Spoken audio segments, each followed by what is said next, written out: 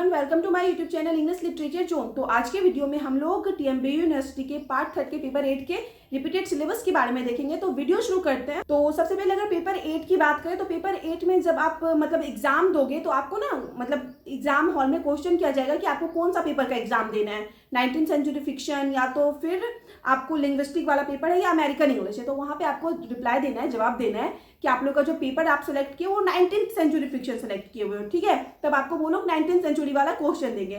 तो 19th century mostly आप देख सकते हो, गैस पेपर आप ओपन करोगे ना तो गैस पेपर के फर्स्ट पेज में यहाँ पे आपको मेंशन मिलेगा कि 19th सेंचुरी फिक्शन लिखा हुआ है, जिसको कि हम लोग विक्टोरियन पीरियड भी कहते हैं, ठीक है।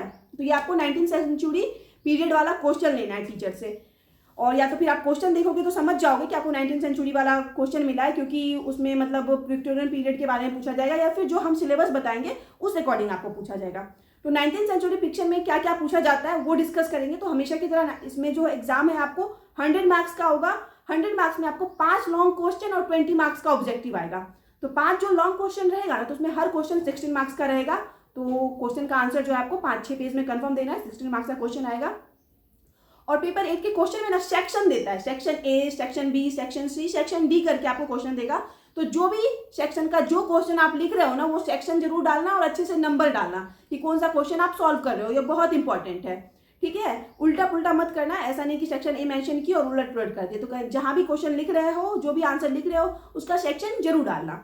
तो सबसे पहले नंबर 1 की बात करें, जिसमें मोस्टली आपको सेक्शन ए लिखा हुआ होगा, तो सेक्शन ए लिखना और नंबर 1 वाला जो क्वेश्चन आप सॉल्व करोगे तो उसके लिए इंपॉर्टेंट है आपको अब की बार के लिए विक्टोरियन नॉवलिस्ट और विक्टोरियन वुमेन नॉवलिस्ट। तो विक्टोरियन नॉवलिस्ट, वुमेन नॉवलिस्ट दोनों क्वेश्चन आपको प्रिपेयर करना है। दोनों पे ऑलरेडी वीडियो अपलोड है, दोनों में से एक कंफर्म मैच कर जाएगा। और यहाँ पे ये भी ध्यान रखिएगा कि विक्टोरियन नॉवलिस्ट आ जाए या 19th सेंचुरी आ जाए, दोनों सेम होता है। विक्टोरियन पीरियड को ही 19th सेंचुरी पीरियड कहा जाता है, ये चीज ध्यान रखिएगा। और वहां पे सॉल्व कर सकते हो, क्योंकि हो सकता है ना विक्टोरियन पीरियड के बदले आपको बोल दे कि 19th सेंचुरी नॉवलिस्ट के बारे में डिस्कस कीजिए। तो यहाँ पे आप परेशान मत होना, बस हेडिंग जो है आप उस अकॉर्डिंग शुरू करना। अगर 19th सेंचुरी बोला है 19th सेंचुरी हेडिंग लिख के उसी के अकॉर्डिंग स्टार्ट करना। अगर विक्टोरियन नॉवलिस्ट बोल रहा है विक्टोरियन नॉवलिस्ट के अकॉर्डिंग हेडिंग स्टार्ट करके लिखना। और जो विक्टोरियन नॉवलिस्ट या विक्टोरियन वुमेन नॉवलिस्ट पे हम वीडियो अपलोड कर रखे हैं ना, तो उसमें हम हेडिंग नहीं मेंशन कर रखे हैं, जिस नॉवलिस्ट के बारे में डिस्कस किए हैं उसका नाम मेंशन नहीं कर रखे हैं डिस्कस करने के बाद, हेडिंग में नाम ऊपर में डालते हैं ना हेडिंग में, कि अगर हम थॉमस हार्डी के बारे में डिस्कस करें तो पहले थॉमस हार्डी का नाम डालेंगे फिर उनके बारे में डिस्कस करेंगे। तो ये हम 1 साल पहले जो वीडियो अपलोड किए ना तो उसमें नहीं डाले हुए थे हेडिंग। तो आप ना ध्यान रखना कि जिस ऑथर के बारे में, जिस नॉवलिस्ट के बारे में डिस्कस कर रहे हो उसका नाम पहले एज ए हेडिंग जरूर डालना, ठीक है। विक्टोरियन चाहे थॉमस हार्डी हो, चार्ल्स डिकेन हो, या फिर 3 ब्रॉन्टी सिस्टर्स के बारे में डिस्कस किए तो आप 3 ब्रॉन्टी सिस्टर्स पहले हेडिंग डालोगे फिर उनके बारे में लिखना शुरू करोगे। तो ये चीज ध्यान रखना।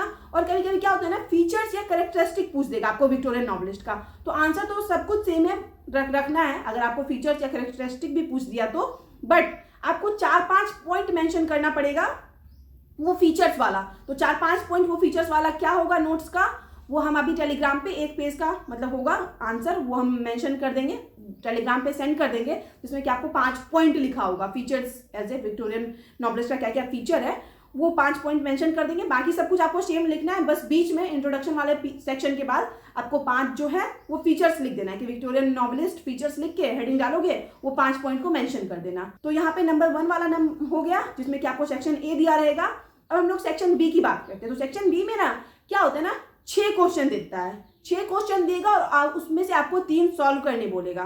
तो 6 क्वेश्चन जो आपको रहता है, पहला क्वेश्चन आपको टीज ऑफ डी अवर विलेज, Silas Marner, the Ambassador, Scarlet Letter, Wuthering Height, a Tale of 2 Cities. तो ये 6 बुक से 6 क्वेश्चन रहेगा, जिसमें से आपको सिर्फ 3 सॉल्व करना है। 3 सॉल्व करना है ना तो आप कम से कम 4 प्रिपेयर करके जाओ।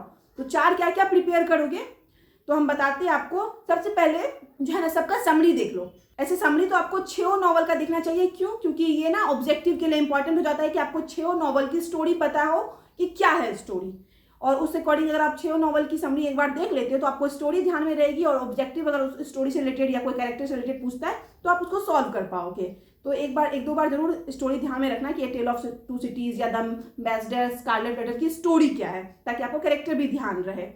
तो अब जो सेक्शन बी में आपको 4 क्वेश्चन प्रिपेयर करना है, 3 लिखना है, लेकिन प्रिपेयर घर से आपको 4 करके जाना है। तो वो 4 में कौन कौन सा प्रिपेयर करना है?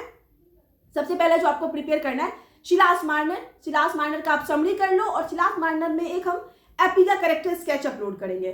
तो समरी तो आपको सारा का ऑलरेडी अपलोड मिल जाएगा, आप समरी कंफर्म करके जाओ, ठीक है।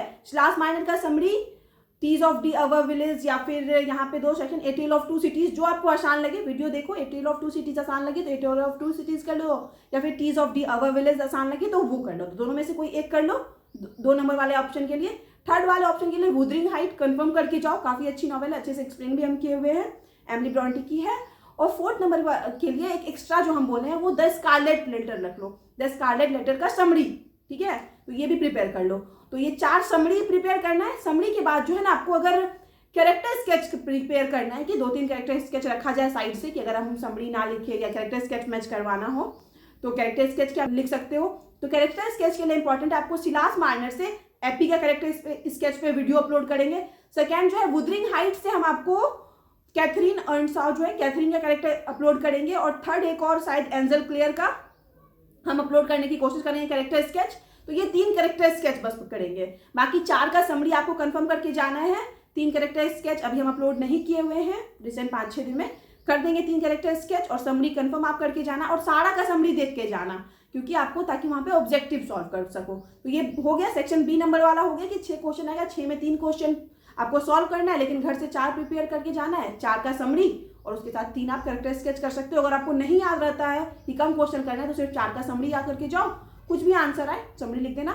ऑन एन एवरेज से अगर अच्छे से लिखते हो तो सिर्फ समरी में भी आपको 65+ नंबर आ जाएगा, सिर्फ समरी लिख के ही, क्योंकि लास्ट ईयर हम कोई एक्स्ट्रा क्वेश्चन मतलब कैरेक्टर स्केच और नहीं प्रिपेयर करवाए थे, क्योंकि बच्चा लोग को 70-71% तक मार्क्स आया हुआ है। तो ठीक है, तो आपके आंसर लिखने के तरीके पे डिपेंड करता है कि कितने अच्छे से आप आंसर को लिख सकते हो। वैसे हम 3 कैरेक्टर स्केच अपलोड कर देंगे। ये सेक्शन बी हो गया। अब सेक्शन सी की बात करते हैं। सेक्शन सी के लिए जो है आपको 3 क्वेश्चन प्रिपेयर करना है, जिसमें कि शॉर्ट स्टोरी मेनली पूछा जाता है। तो उस सेक्शन के लिए आपको सबसे पहला क्वेश्चन प्रिपेयर करना है द बॉटल इम्प, जिसपे कि ऑलरेडी हम वीडियो अपलोड कर रखे हैं। सेकेंड जो आपको करना है द स्टॉलन सिगार केस, जिसपे कि हम वीडियो अपलोड कर रखे हैं। और थर्ड जो आपको प्रिपेयर करना है वो करना है द मॉडल मिलीनियर, इस पे वीडियो अपलोड नहीं है, ये हम सबसे पहले वीडियो यही करेंगे, द मॉडल मिलीनियर पे वीडियो सबसे पहले अपलोड करेंगे, कैरेक्टर स्केच को बाद में देखा जाएगा। तो ये सेक्शन सी भी हो गया। अब सेक्शन डी में आपको 20 मार्क्स का ऑब्जेक्टिव पूछा जाएगा।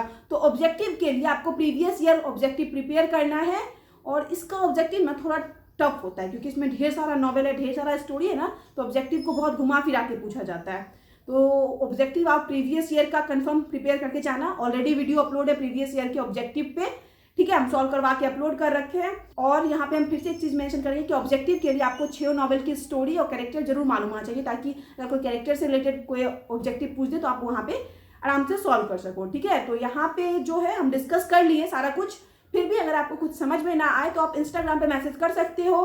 और कैरेक्टर स्केच और द मॉडल मिलीनियर छोड़ के बाकी सारे टॉपिक पे वीडियो अपलोड है।